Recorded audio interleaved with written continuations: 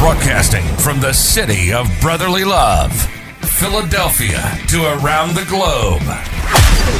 You're listening to Shark Bite Biz, your exclusive place for business strategy, sales, marketing, and tech in the roaring 20s. And now, here's your host, David Strausser.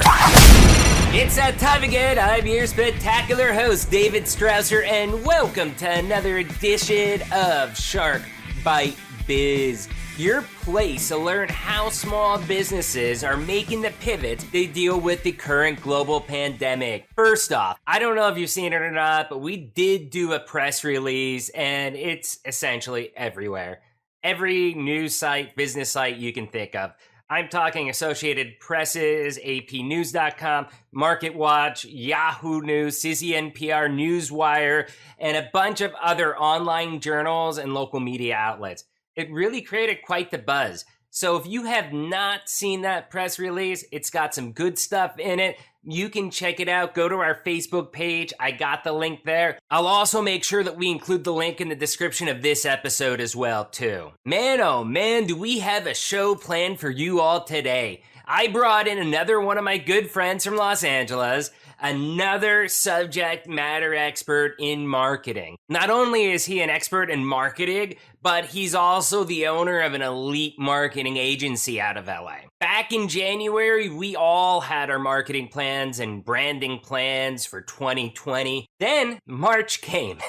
It totally disrupted everything we were planning on doing. Essentially, everything just stopped right there, dead in its track. Businesses had to shift their marketing, their branding. Companies had to shift their voice to meet the current global pandemic. So we're going to hear on the creative side of marketing what brands are doing and how they're shifting their marketing during this time period. And again, he's also a small business owner. So we're going to talk about what his business did and how he shifted his business to adapt to the changing time. Today's guest, Bryan Gusdorf, who is the president of Gusdorf Marketing Group, a multimedia marketing firm based in Los Angeles, California. He has over 25 years marketing experience working in various capacities and started his firm over 6 years ago. As president, he draws from his expansive experience helping companies discover their brand's voice and creating strategic marketing programs that seamlessly integrate their voice and unique positioning with digital content and marketing efforts. Hey, let's not wait any longer. Let's bring Bryan on in here. Reach your customer. Bryan, welcome to the show. We're so happy to have you here on Shark Bite Biz. Hey, David. Thank you so much for the invitation. It's great to see you. Oh, yeah. No, that's great. So we have a tradition here, and with Shark Bite Biz, the very first thing we always ask everybody, who the heck are you? What's your background? What's your experience? Tell us about you, please. All right. I hope you have a full hour so I could explain. Easy. So my name is Bryan Gusdorf. I am the president of Gusdorf Marketing Group. We are a full-service multimedia marketing agency located in Studio City, California. And I actually started my company about 6 years ago. I used to work in corporate America for about 20 years. I used to work for Jones Intercable, Comcast, Adelphia. So I was in the cable industry for about 10 years. And, as you know, there were a lot of mergers going on. Oh, yeah. Everybody was gobbling up each other. And after 10 years, I thought, maybe it's a good time to make a change. Well, I was in the cable industry. My capacity was in public relations and marketing. That was probably a pretty good time to make the change, because I think 10 years ago is probably when the cord cutting really started to catch on. Yeah, definitely. So it was great timing. So as a marketer, we always try to reinvent ourselves. So I decided to pivot and do something different. So I actually answered a Craigslist job posting for a national marketing director. But the weird thing is it didn't tell me what the company was for. So I ended up going to the interview, and it was actually for an investment company in downtown Los Angeles. And they actually own property all over LA as well well as throughout the US. And they were in the parking business. I thought that was very interesting. Going from the entertainment industry to parking was kind of a big shift, as you can imagine. That is. I mean, it's not sexy, I guess you could say, right? Exactly. Yeah. I found out a little bit more about the opportunity, and it turned out that they owned off-airport parking companies throughout the US. And so they were looking for somebody to come in and help them build their brand throughout the US. And it was a great opportunity for me to actually take a local marketing position and get more of a national marketing experience that I was looking for. So I got the job. Where positions like that, what you're talking about, that's one of those things. I think most people in business have had this. You have to take a step backwards. In your case, you went to the non-hot business in order to take 3 steps forward. That's really important because some people with their egos and mindsets, they just won't do it and they end up losing out on opportunities that would have been bigger. Yeah, and for me, it was actually one of the best opportunities. So I accepted the position. I was the vice president and marketing and sales for L&R Investment Company. And so part of what they did is they owned multiple entities. One of them is called Wally Park, and I believe you all have a Wally Park in Philadelphia. There might be. We haven't, because of the global pandemic going on, there's a lot of things out here we just haven't been able to see now that we've settled in for a couple months. So so off-airport parking is a big part of what they did. So I helped them develop their businesses from 3 locations nationally to 16 locations. Right. So after doing that for 10 years, again, it was time to pivot. And I decided that it was probably a good time to start my own company. So a few weeks ago, I just celebrated my 6-year anniversary with the formation of Gusdorf Marketing Group. So I'm pretty excited about that. Congratulations. 6 years. I mean, that's a huge benchmark. What's the saying? Like the first 5 years is usually the toughest, I've heard. Yeah, I think it's like the first 2 or 3 years. So the interesting thing is I left a very comfortable corporate job and basically kind of jumped off a cliff to find this new opportunity. So I secured office space, I hired my first employee, and I had 0 clients. So it was a little risky. A little risky, but I knew that I couldn't fail at this. And honestly, it was probably the best decision that I ever made. Okay, so I do have a lot of good questions I want to get to, but one of the reasons that I bring subject matter experts in marketing like you onto the show is because many of them also are small business owners. And one of the areas I really like the spotlight too is, for example, your story that you just gave and some of the ups, downs, struggles that you had. So in that narrative, I'd like to ask you, when you were starting up, I mean, was there ever a point that you got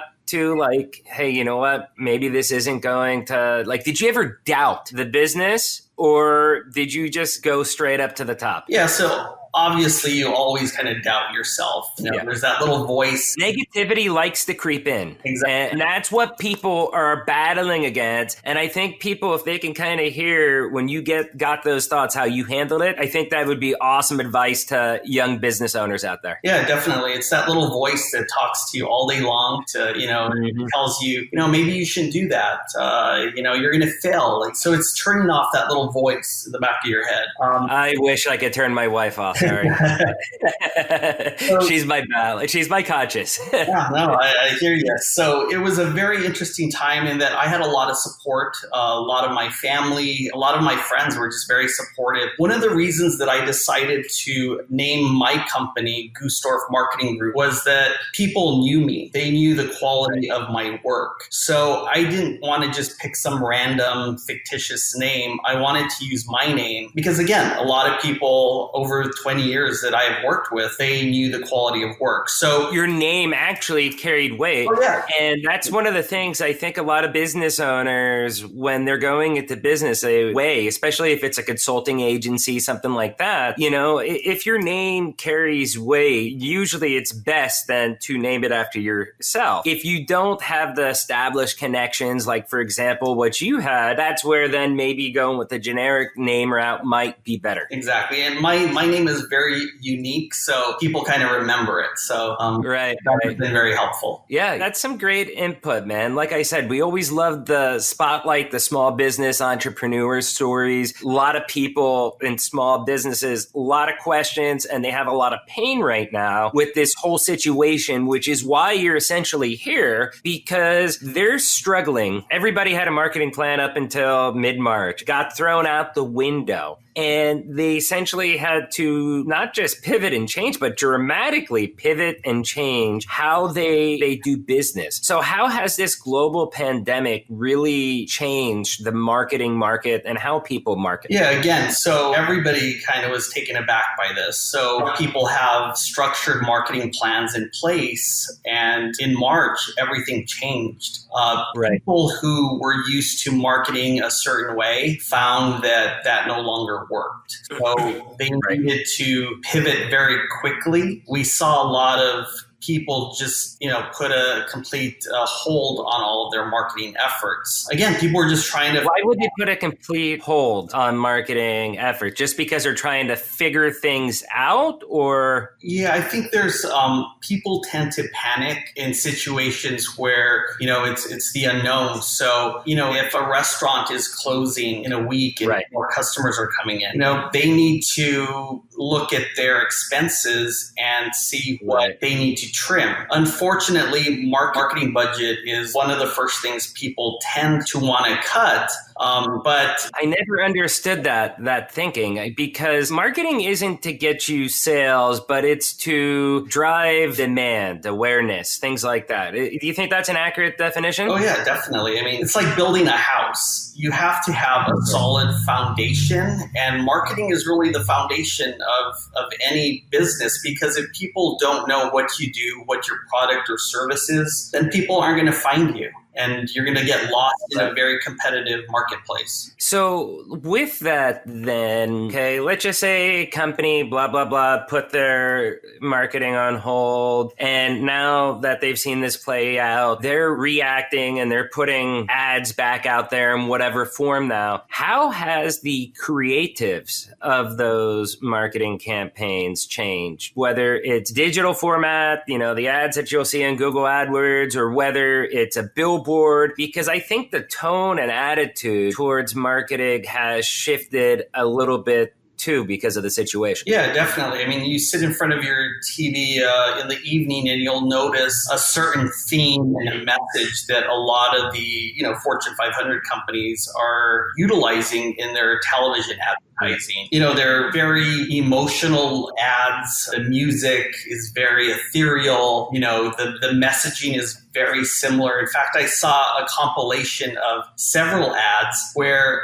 10 different companies were using the same keywords. Everybody was kind of using that same playbook, and that has changed, over the last few months. With so many companies, though, using the same playbook or same keywords, I mean, doesn't that get old? I mean, if I start seeing the same thing from all these different brands, I'm just going to think, well, this is unoriginal. These ads are just too somber. I want to laugh. I want to be distracted. I want something I'll remember. Am I just a different consumer, or? Look, I think everybody is trying to figure out what their message needs to be. And over the last few months, I've seen a lot of these companies change up their messages because, again, they have to. The way consumers are buying these days has changed dramatically. We can no longer just go to any store now and buy something. We have to buy it online. Or if we want to go out and buy it, we have to stand in a long line. And people don't really want to do that. So a lot of those people are now making their purchases online. So what I found, some of our clients who didn't necessarily have a really good online presence needed to pivot very quickly. So if they were putting off updating a website because they didn't have time, well, now they had to react very quickly and have an online presence now. Oh, yeah. I've seen a lot of people, in fact, a lot of the guests that have already been on this same podcast has said, during the last few months with the extra time at home, stuff like that, we went through, redid everything. Like, for example, Shiny, I was looking at her website and it is brand spanking new, beautiful, glorious, and she went through, vamped a lot of that stuff over the past few months. That's actually not just one person or two people thinking, hey, I got to revamp that. That's an actual trend right now, I think. Right, yeah. And what I've seen companies who used to sell certain types of products, and they pivoted very quickly. A lot of companies had to do that very quickly in order to survive. Yeah, I mean, they've had to do the digital transformation almost overnight. They've had to pivot products, and it was out of two needs. One, because I think as a country we needed it, but two, the company needed to produce something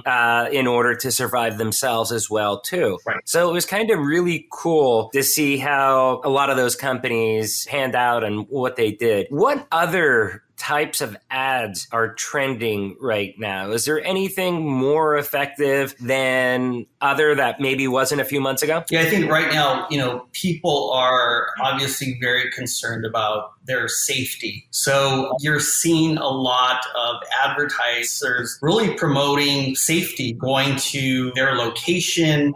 You're seeing airlines adapting their advertising to give people reassurance that it's safe to travel. Southwest Airlines, I believe, just started promoting the fact that they're leaving the middle seat open for passengers. You're seeing a lot of the auto companies are doing contactless, purchasing, where they will actually drive the car to your home. So in a shift to that, safety is the number one priority right now. And because of that, then those companies in turn are stressing that to the consumer. Right. And they're utilizing multimedia marketing tactics, whether it's a billboard, whether it's postcard, e-blast, banner ads on their website, Facebook ads. It's all about multimedia marketing and really targeting those consumers where they are. Right. No, you're making me laugh, because when you said postcard, it reminded me that when things were real bad in April and everybody was really trying to stay locked down and quarantine, I was getting postcards in the mail from Jehovah's Witnesses. So instead of door knocking, they were doing letter writing and mailing it out to people. So it's really true how you're saying about people shift, and that's a religious organization. They shifted the handwriting letters. Right. So that's pretty cool. But isn't there a risk with how much more people are online? They're seeing a lot more ads. I think most companies probably ramped up their digital advertising. Isn't there a risk that, hey, just too much ads, it's kind of getting blurred out a little bit more than it was a few months ago? Well, the beauty with digital marketing is you can really target, segment a specific demographic, and then that's what a lot of people do with Facebook advertising. You can zero in on a specific community within a 2-mile radius of your location, individuals with a certain income level, demographic. So you can really pinpoint who your demographic is. Yeah, that makes a lot of sense. I was just thinking too, like with Vision 33, one thing that we end up doing here is we'll do like geo-targeting. Right. For example. So if there's a business park, we just transformed a client digitally. We want to make sure all those neighbors know. So we geo-target that, because all likelihood, I mean, you get little parks where it's like, hey, this is pretty much all distributors or manufacturers. And it usually gives us some pretty good results. So let's go back a second, where we were just talking a few minutes ago about companies that were slashing their budgets in marketing and areas like that. You definitely think that's probably not the right thing for most companies. I mean, if you're facing shutdowns and stuff like that, that's one thing. But say, you're an online e-commerce store. Should you be ramping that stuff up? Yeah, I think, again, it varies for different industries. You should continue to market in a way that will generate some form of sales quickly. And the business owner, if they have reserves set up, which, a lot of companies plan for situations like these, where business tends to be cyclic, seasonal. So a lot of companies should have an emergency plan. But if you're going to stop marketing completely, obviously that's going to affect your bottom line and your revenue. So again, I think it's important for each individual business to really look at what they need to do in order to survive. To survive is first. You have to make sure that you're able to survive, but you got to make sure you're also not going to be shooting yourself in the foot. Exactly. Yeah. I know a lot of companies that they're doing their advertising themselves. Sure. They maybe get a designer to do the creatives and they manage it themselves because I guess you could say the advertising world is a little bit more friendlier with technology to be able to buy digital billboards with a few clicks and everything. What type of advantages do businesses get when they hire an agency like yours? Sure. So what we've seen in the last few months is a lot of these large companies are unfortunately having to lay off or furlough entire departments. So what we're seeing is, they still have to continue with projects. So people are contacting companies like ourselves where they would contract out for a project. Right. So you view yourself like an extension of their team, essentially? Yeah, definitely. So we are, again, a multimedia marketing agency. We are the outsourced marketing department. So,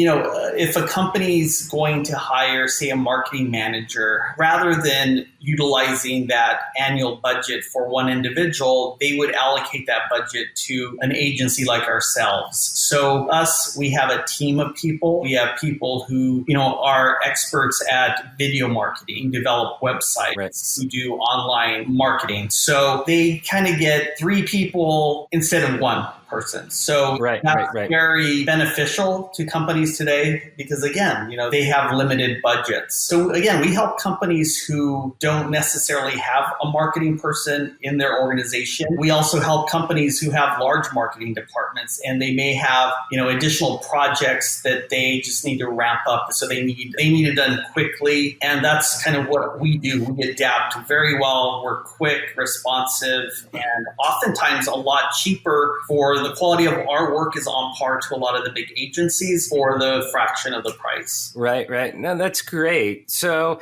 how did your company digitally transform and what kind of pivots did you all make because of the global pandemic? Yeah, again, so this has affected pretty much every industry. Yeah. A lot of our clients, are travel related, parking related, event related. So for myself, a lot of these industries were affected. My clients were affected. So, a lot of them halted marketing. A lot of them, fortunately, have come back. I'm looking at pivoting to other industries as well, industries that may be doing better. A lot of restaurants you see and businesses have now needed to create signage for their locations. Oh, yeah. Banners saying that we're open now. So we're doing stickers that say, please stand here. Exactly. So we're doing a lot of that kind of signage right now. We're doing a lot of websites. Real estate, surprisingly, is booming right now. Yeah, I've seen that. I've had some real estate people that I've been talking to bring onto the show just because of that reason. That I found that to be really surprising, and I don't know, just speculating. Maybe it's because of how interest rates are. Yeah, but it's a big part of it. It's historic lows right now. They're going under 3% for a 30-year loan. So, and there may be people that got laid off or the business closed down that they're in a bad spot and they have to sell the house or the business. So I guess it is a buyer's market in those terms. A lot of good deals that are happening. Seeing just in talking with some real estate friends in Los Angeles and in other big markets, you're going to see a trend of people leaving big cities for smaller country towns. So that's going to be something, I think, within the next year or two, you're going to see kind of an exodus from the big cities, just because people now are working from the comfort of their home. And so now they have the flexibility not to have to live in a very expensive city and can now live pretty much wherever they have a Wi-Fi connection. Does your agency offer work from home? Oh, yeah, definitely. The beauty of what I do,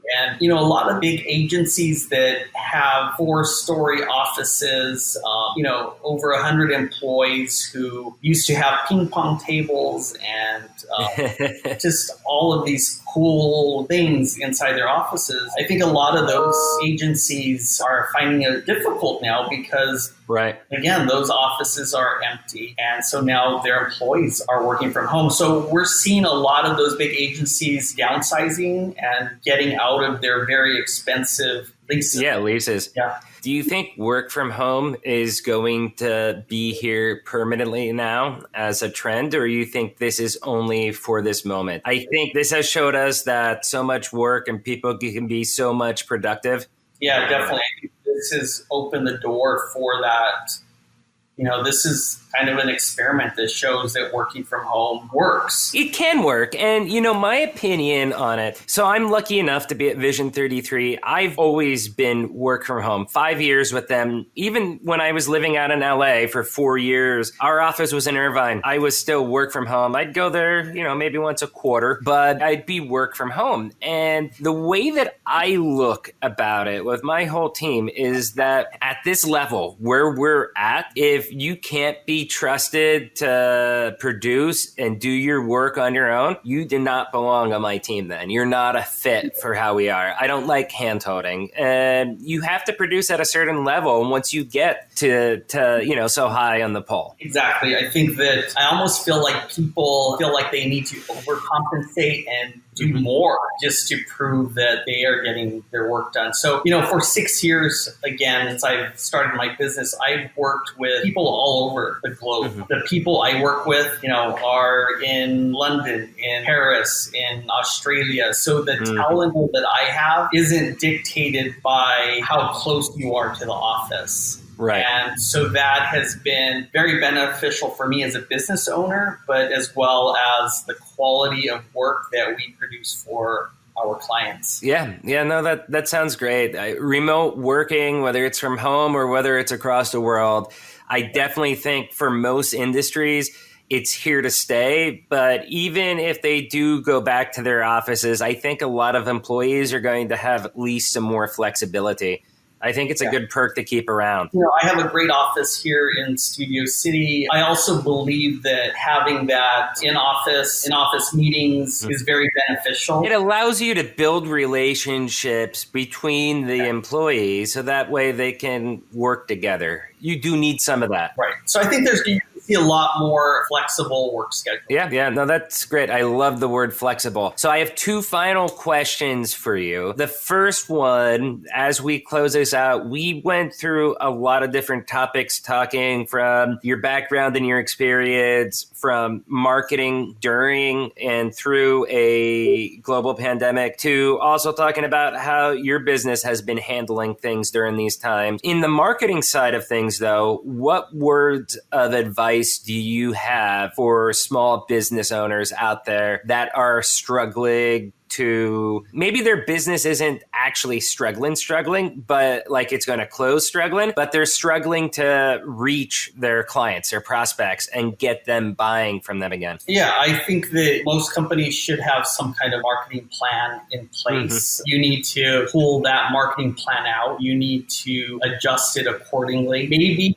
companies used to advertise on, multiple platforms, whether it's doing digital web banner ads or outdoor billboard. I think that what they need to do is maybe reallocate some of those budgets and line items to maybe something that is a little more inexpensive and maybe more effective, such as email marketing is very effective and very inexpensive. You think email marketing is, even during today's time where everybody's being inundated with a million emails because they're working remotely, because email usage, since you're not in the office, it has increased for a lot of people. You still think email marketing is effective? Oh yeah, definitely. I think again, it's having a really good database, right, and very targeted, and maybe even segmenting your database even more. Rather than sending out a general mass email, maybe identify a certain industry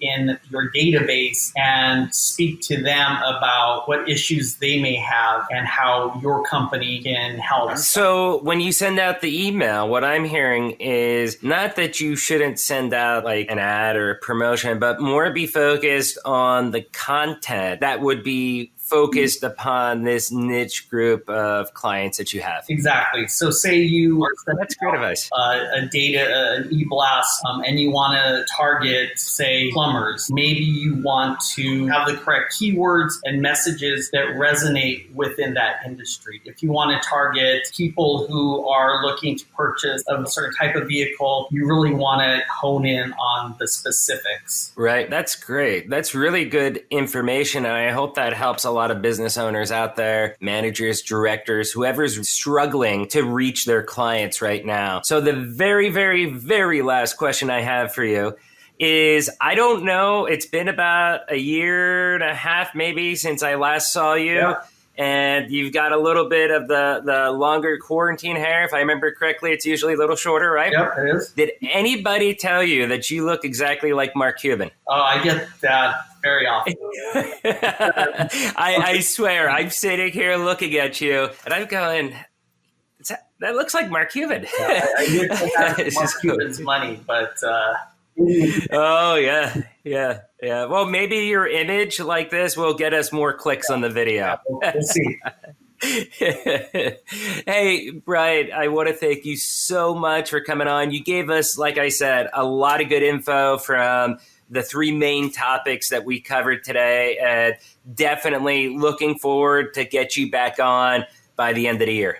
Great. Well, thank you for having me on. Appreciate it, and best of luck to you as well. Yep. Thank you. Bye. Awesome interview with Bryan, right? I mean, that was a really good discussion talking about how marketing has changed. The creatives that companies are using have totally morphed. Like Bryan said, the music, the image, the look and feel of many of the ads that you're out there seeing right now, the brands, the images, the creatives of Fortune 500 companies, they're a little bit more somber. The music, I mean, it's all the same. They're kind of essentially copying each other and all using around the same features, extremely similar in appearance. Marketing is extremely important. It is your key to help generate sales very quickly. Look, if you're struggling to keep the lights on, yeah, you should probably cut down your marketing budget. But if you aren't, if you have some flexibility, you should probably shift some extra money into that marketing department so that you can help create a larger demand now of your product or your services. I mean, really think about it. I love talking with Bryan just for his take as a business owner also. I think one of the biggest pieces of advice he gave us was about the small voice in the back of your head bringing negativity. Getting rid of that doubt is key in order to be successful. If you have that negativity in your brain saying you can't, you won't, you shouldn't, yes, being a business owner is going to be very tough. Everybody has it. You just have to learn when to selectively ignore that little voice. He did also have some really interesting takes about the work from home situation and how his business is handling it. It's really interesting to see how he feels some employees produce more now since they're working from home than just a few months ago when they were working in the office. It's almost like they're producing more just to raise their hand. Hey, I'm here.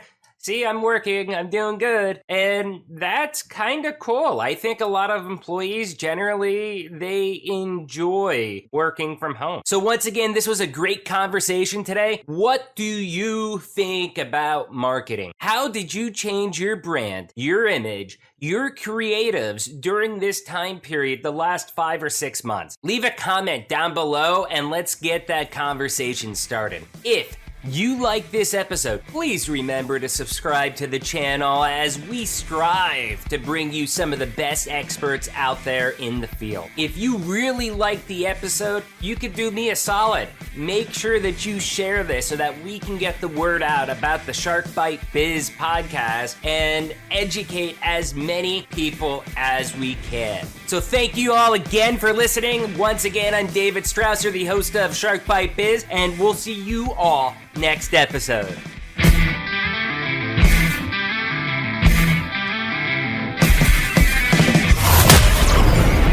Thank you for listening to Shark Bite Biz. We hope you got some insightful info from this podcast. Be sure to subscribe to us through your favorite podcast app and visit us on the web at www.sharkbitebiz.com. How has business changed for you in the 20s? Email us at podcast@sharkbitebiz.com so you can join us and share your story.